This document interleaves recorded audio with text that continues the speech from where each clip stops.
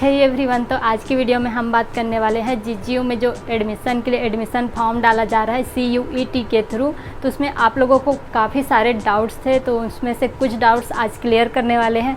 अच्छा, तो बाकी डाउट्स का क्या, उनको क्लियर नहीं करेंगे, बिल्कुल उनको भी क्लियर करने वाले हैं, बट आज की वीडियो में नहीं। कल हम लोग जीजीयू यूनिवर्सिटी को विजिट करेंगे, तो वहाँ के टीचर से बात करेंगे कि उनका रियल आंसर क्या होना चाहिए, ताकि आप लोग को सही तरीके से फॉर्म डाला जा सके और कोई भी डाउट ना रहे। तो उसके लिए हम लोग यूनिवर्सिटी विजिट करने वाले हैं। तो यूनिवर्सिटी विजिट करेंगे, सिर्फ इतना ही तो नहीं होगा, क्वेश्चन आंसर होगा। हम लोग पूरे जीजीयू का व्लॉग लाने वाले हैं, उसमें डिपार्टमेंट, वहाँ फैसिलिटीज़, लाइब्रेरी, जितना सारा है, हॉस्टल वगैरह सभी कवर करने वाले हैं। तो आप ज़रूर से चैनल को सब्सक्राइब कर लीजिएगा, अदरवाइज़ आप सारे वीडियोस मिस कर जाएंगे। और सिर्फ जीजीयू ही नहीं, बाकी कॉलेजेस के भी वीडियो रिसेंटली आने वाले हैं। तो अभी फ़िलहाल वीडियो स्टार्ट करते हैं। तो अगर आपको ये वीडियो पसंद आती है तो आज से लाइक एंड शेयर कर दीजिएगा। ऐसी और वीडियोज़ के लिए हमारे चैनल को सब्सक्राइब करना मत भूलेगा। Hello everyone, my name is Priyanka और आप देख रहे हैं एक्सप्लोरिंग बिलासपुर। तो वीडियो स्टार्ट करने से पहले आप सभी से रिक्वेस्ट है कि अगर आपको भी CUET फॉर्म को लेकर या फिर जीजीयू के सब्जेक्ट कोर्सेज एग्ज़ाम को लेकर कोई भी डाउट है, तो आप अपना क्वेश्चन कमेंट सेक्शन में ज़रूर से कमेंट डाउन कीजिए, ताकि हम भी जो आपका क्वेश्चन है उसको भी राइट डाउन करके वहाँ से क्वेश्चन आंसर कर सके। अदरवाइज़ अगर कोई भी अदर डाउट है जिसको हम सॉल्व कर सकते हैं, तो हम ज़रूर से सभी को रिप्लाई करते हैं, आपको भी रिप्लाई करेंगे। तो कमेंट डाउन कीजिए, अपना क्वेश्चन में भी जल्दी सॉर्ट आउट हो जाए। तो चलिए वीडियो स्टार्ट करते हैं। तो फॉर्म फिलअप करने के लिए आपको डिस्क्रिप्शन बॉक्स में जो लिंक मिलेगा उस पर क्लिक करना है। अदरवाइज़ आप cuet.samarth.ac.in पर आप इंटर करेंगे तो आपको इस तरह का पेज मिलेगा, जिस पर ऊपर पर लॉगिन एंड रजिस्ट्रेशन का ऑप्शन होगा। तो आपको रजिस्ट्रेशन पर क्लिक करना है। देन इस टाइप का इंटरफेस होगा। तो आपको सबसे नीचे स्क्रॉल डाउन करके इस टाइप का टिक लगाना है। Then click here and proceed पर क्लिक करना है। देन आपके पास इस टाइप का इंटरफेस आएगा। तो इस पर आपको अपने सारे पर्सनल डिटेल फुल फिलअप करने हैं। मैंने ऐसी रैंडम अपना नाम वगैरह फिलअप कर दिया है, तो मैं थोड़ा स्पीड कर देती हूँ। पर्सनल डिटेल आपके 10th बेस के मीन्स 10th क्लास में जो है सेम डालना, उसमें कोई चेंजेस नहीं होने चाहिए। डेट ऑफ बर्थ वगैरह एंड मोबाइल नंबर का खास ध्यान रखना, जो चल रहा है उसी को डालना, क्योंकि उस पर OTP आएगा। और साथ में इसी तरह से ईमेल ID भी, डेट ऑफ बर्थ वगैरह सब अपने मम्मी पापा जितने का नाम इसमें दिया गया है सब 10th के बेस पर ही रखिएगा। आइडेंटिटी टाइप के लिए यहाँ पर आधार कार्ड का ऑप्शन नहीं है, बट अगर आप आधार कार्ड देना चाहते हैं तो इस पर ऑप्शन है अदर वैलिड गवर्नमेंट आइडेंटिटी, उसको सेलेक्ट कीजिएगा। देन आधार कार्ड का नंबर फिलअप कर दीजिएगा, तो आपका आधार कार्ड से यहाँ पर आइडेंटिटी हो जाएगा। देन यहाँ पर जो अदर डिटेल्स है, लोकेलिटी, कंट्री, स्टेट वगैरह, इसको आप ध्यान से भर लीजिएगा। जो भी एरिया से आप रिकॉर्ड करते हैं, डिस्ट्रिक्ट, पिन कोड उसी डिस्ट्रिक्ट का, ये सब आपको फिलअप करना है। Email ID and mobile number जो कंटिन्यू में है, जो चालू है, उसी को दीजिएगा। 2 मोबाइल नंबर की यहाँ पर आपको ज़रूरत पड़ेगी, तो बेटर है कि दोनों के दोनों मोबाइल नंबर ऑन हो, तो आप दोनों के दोनों को डालिएगा। देन फॉर्म फिलअप करते टाइम आप ये ज़रूर से ध्यान रखिएगा कि कोई भी स्पेस खाली मत छोड़िएगा, कुछ ना कुछ भरना है। और कुछ ना कुछ का मतलब कुछ भी नहीं, सही सही इन्फॉर्मेशन ही वहाँ पर जानी चाहिए, अदरवाइज़ आपको एडमिशन के टाइम पर दिक्कत होगी। देन अगर गलती से आपसे स्पेस छूट गया है, तो जब आप नेक्स्ट पेज में प्रोसेस करेंगे तो वो प्रोसेस नहीं होगा। आप एक बार स्क्रीन को अप एंड डाउन स्क्रॉल करके देखिएगा, रेड लाइन से हाईलाइट हो जाएगा जहाँ पर भी स्पेस खाली है। देन है पासवर्ड। तो पासवर्ड मिनिमम 8 कैरेक्टर का यहाँ पर बोला गया है, जिसमें इंक्लूड होगा एक upper case means ABCD capital letter में, स्मॉल लेटर में होना चाहिए, स्पेशल कैरेक्टर मीन्स @ हैशटैग, ये जो यूज करते हैं स्पेशल कैरेक्टर में।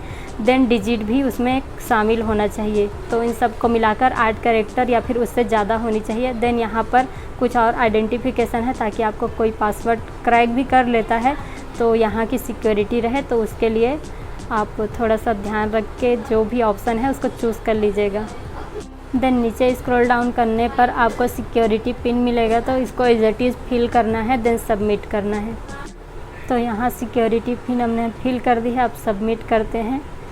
तो यहाँ पर मुझसे एक मिस्टेक हो गया था, जो 8 कैरेक्टर का पासवर्ड मांगा था, उसको मैं केयरफुली नहीं पढ़ पाई थी और उसमें अपर केस नहीं दिया था, इसलिए यहाँ पर देखिए रेड लाइन से हाईलाइट हो गया है। तो मुझको फिर से इसको फिलअप करना पड़ा पासवर्ड को। तो आप इस बात का ध्यान रखिएगा, एक कैपिटल लेटर होना चाहिए, एक एक स्मॉल लेटर होना चाहिए, एक स्पेशल कैरेक्टर और एक डिजिट। इन सब को मिलाकर आपको 8 से ज़्यादा डिजिट मीन्स 8 से ज़्यादा कैरेक्टर के पासवर्ड बनाने हैं। देन उसको कंफर्म भी करना है एज इट इज़। फाइनली 2-3 बार मिस्टेक करने के बाद मेरा सबमिशन कंप्लीट हुआ। देन सबमिट करने के बाद इस टाइप का आपको इंटरफेस मिलेगा। आप चाहे पासवर्ड यहाँ से सेव भी कर सकते हैं। और ये मोबाइल रोटेशन फॉर्म है, इसलिए आपको इस तरह का दिखाई दे रहा है। अदरवाइज़ अगर आप रोटेट नहीं करते हैं लैंडस्केप मोड में तो आपको सीधा दिखाई देगा। तो यहाँ बेसिकली आपको सिर्फ जो फॉर्म फिलअप किए हैं तो उसी का यहाँ पर डिटेल दिया गया है, क्या क्या सही है नहीं है। तो यहाँ पर आपको वेरीफाई करना है टिक करके कि नाम सही है, डेट ऑफ बर्थ सही है, फादर्स नेम सही है। ऊपर पढ़ लीजिएगा जितना भी है, मैंने रेंडमली क्लिक कर दिया है। देन यहाँ पर एक डिक्लेरेशन है आई हेयरली करके, उस पर भी क्लिक करना है। Then submit. देन यहाँ पर एक वेरिफिकेशन मैसेज आएगा, उस पर आप ओके कर दीजिएगा। देन वहाँ पर OTP वाला जो ऑप्शन है उस पर क्लिक करेंगे तो OTP आपके मोबाइल नंबर पर सेंड कर दिया जाएगा। यह पर्सनल डिटेल वापस से आपके पास आएगा और नीचे में यहाँ पर OTP जो मोबाइल में आया होगा उस पर आपको फिलअप करना है। तो यहाँ पर मैंने OTP फिलअप कर दिया। और मेरा ये पर्सनल जो डिटेल है उसको कोई ध्यान से मत पढ़ना, क्योंकि इसमें से कोई भी चीज़ें रियल नहीं है। मैंने रैंडम जो मेरे मन में आया मैं भर दी थी। हालांकि वो अच्छा हुआ कि जीजीओ के साइट में इतना चेक नहीं किया गया, अदरवाइज़ में भी प्रॉब्लम हो जाता और ये फॉर्म फिलअप नहीं हो पाता। मैंने ये फॉर्म कम्प्लीटली फिलअप नहीं किया है करने को, बट आप लोगों को दिखाने के लिए और मेरे भी कुछ डाउट थे आप लोग को आंसर करने के लिए, तो बस इसीलिए मैंने इस फॉर्म को फिलअप करके देखा है। पेमेंट वगैरह मैंने नहीं किया है, बट आपको पेमेंट करना पड़ेगा, अदरवाइज़ आपका फॉर्म कंप्लीट नहीं होगा। देन यहाँ सिक्योरिटी पिन इंटर करने के बाद अगर आप सबमिट करते हैं तो इस टाइप का इंटरफेस ओपन होगा। तो यहाँ पर आपको अपना एप्लीकेशन नंबर मिल जाएगा, तो इसको आप स्क्रीनशॉट लेकर रख लीजिएगा क्योंकि ये बाद में आपके काम आने वाला है। देन कंटिन्यू एप्लीकेशन फॉर्म पर क्लिक करना है। देन इस टाइप का इंटरफेस आपके पास ओपन होगा। तो जो आपकी पर्सनल डिटेल है वो तो एज इट इज़ रहेगी क्योंकि उसको आपने भर लिया है, बट यहाँ पर कुछ और चीज़ें इंक्लूड हो गई है। जैसे फादर्स नेम के नीचे आपको मिलेगा कि उनका क्वालिफ़िकेशन क्या है, उनका बिजनेस क्या है, तो इन सबको आपको फिलअप करना है। सेम मदर के लिए भी आपको मिल जाएगा। देन यहाँ पर कुछ और क्वेरीज है तो इसको आप अपने अकॉर्डिंग जो सही है उसको सेलेक्ट कर लीजिएगा। बेसिकली मेरे अकॉर्डिंग तो सभी में नो डालना था तो मैंने नो सब में फिलअप कर दिया। देन यहाँ पर मीडियम ऑफ क्वालिफ़िकेशन है, तो मेरा तो हिंदी मीडियम था तो मैंने हिंदी सेलेक्ट किया है। आपका इंग्लिश होगा तो इंग्लिश सेलेक्ट कर लेना, अदरवाइज़ किसी और लैंग्वेज में होगा तो आप उस लैंग्वेज को रेफरेंस में दे देना।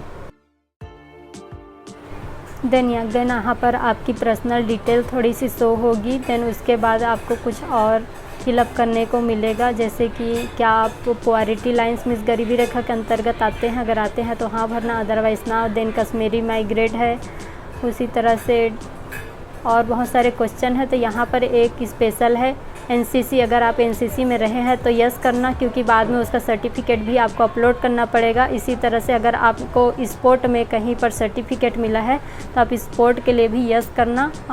कई कॉलेजेस में ऐसे रहते हैं, इन दोनों सर्टिफिकेट के वजह से आपके परसेंट बढ़ा के आपको एडमिशन दे दिया जाता है। तो आई थिंक जीजीयू में ये प्रोसेस नहीं होगा, बट अगर हो तो आप ज़रूर से फिलअप कर दीजिएगा क्योंकि ये बहुत बेनिफिशियल होता है।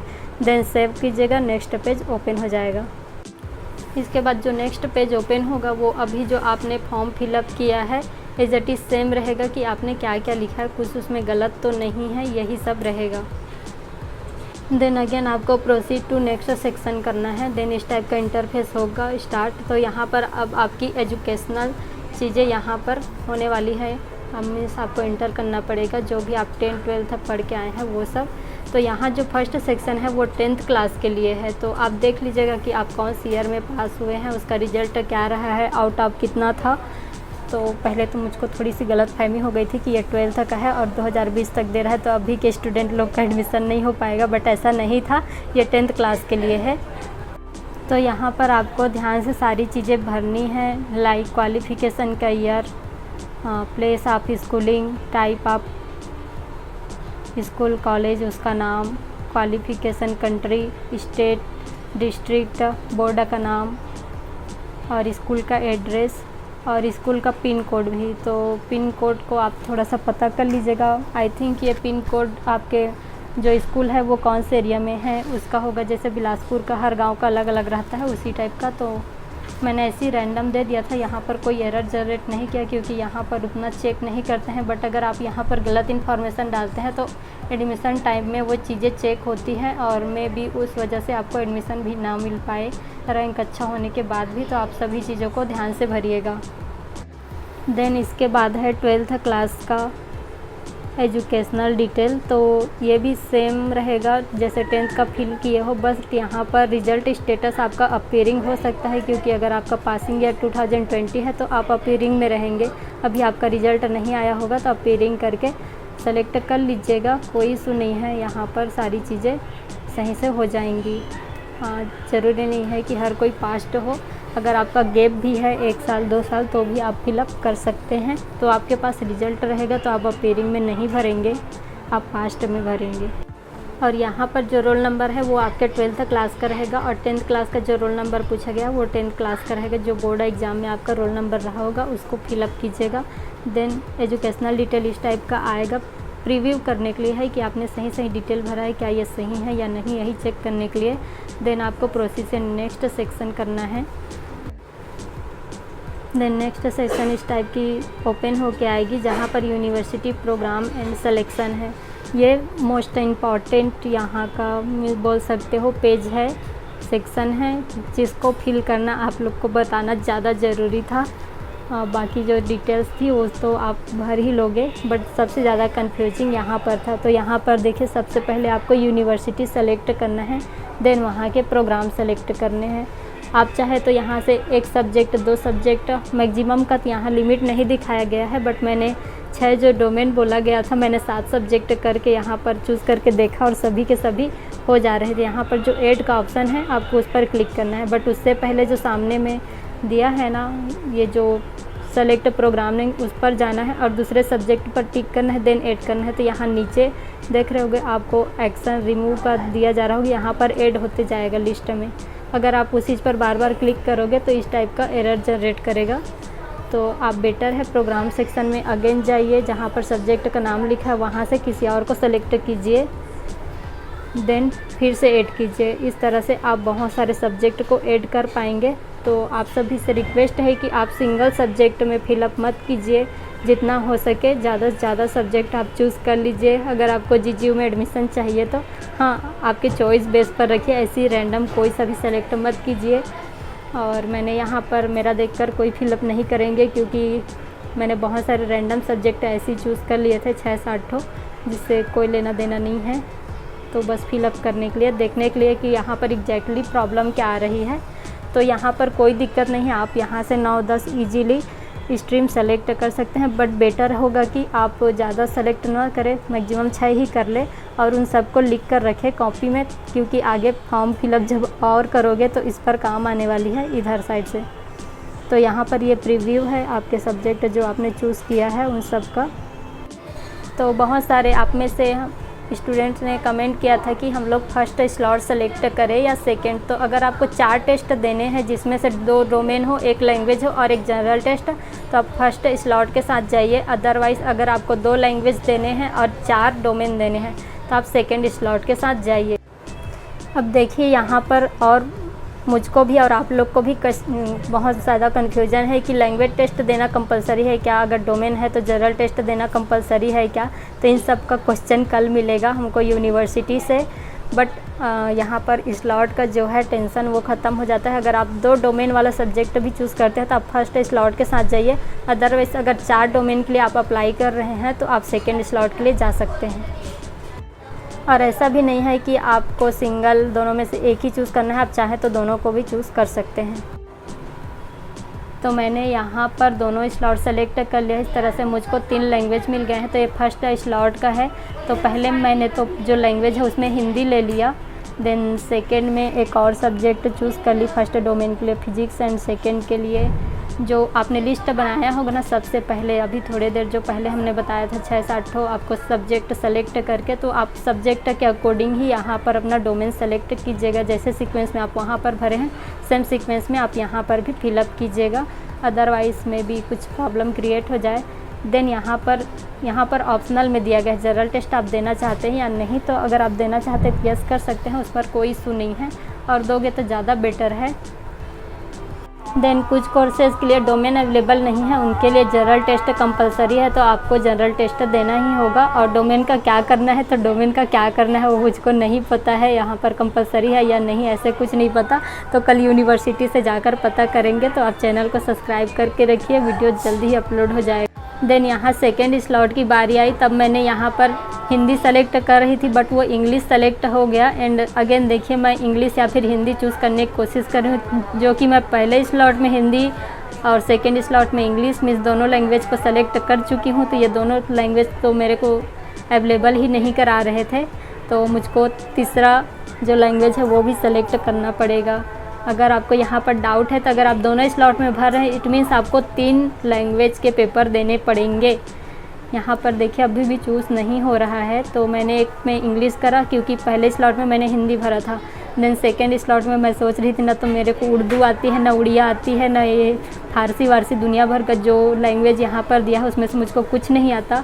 बट मैंने फिर भी देखा कि रैंडम अब फॉर्म भर रहे हैं तो कुछ ना कुछ तो भरना पड़ेगा, तभी मतलब प्रोसेस आगे बढ़ेगा और आपको कुछ बता पाएंगे। देन यहाँ पर मुझसे जो सब्जेक्ट का है डोमेन का नाम वो सब ओपन हो गया था, तो मैंने सोचा पहले इसी को फिलअप कर लिया जाए, देन बाद में सोचेंगे कि थर्ड लैंग्वेज में क्या हमको सेलेक्ट करनी है। तो ये जो थर्ड फोर्थ डोमेन रहेगा ना ये आप देख के भरिएगा, सेम नहीं भरना है आपको फर्स्ट एंड सेकेंड स्लॉट में। अगर आप सेकेंड में भी दे रहे हैं तो वही सब्जेक्ट सेलेक्ट कीजिएगा जो आपने पहले प्रेफरेंस दिया है।